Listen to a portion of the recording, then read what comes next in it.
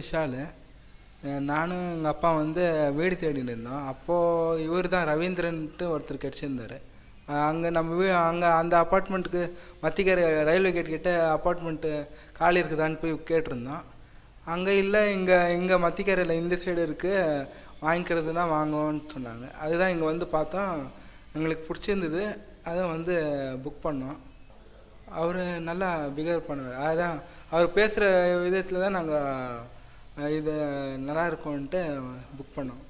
பார்த்துருவோம். நம்ம அட்வர்டைஸ்மெண்ட் தான் நம்ம வெளியெல்லாம் கேள்விப்பட்டிருக்கோம் நல்லா இருக்குன்ட்டு. அதுக்கு சரி நம்ம புக் பண்ணோம். இங்கே குவாலிட்டி பரவாயில்ல. குவாலிட்டி ஒரு பரவாயில்ல. ப்ரைஸு ரீசனபிளாக இருக்குது.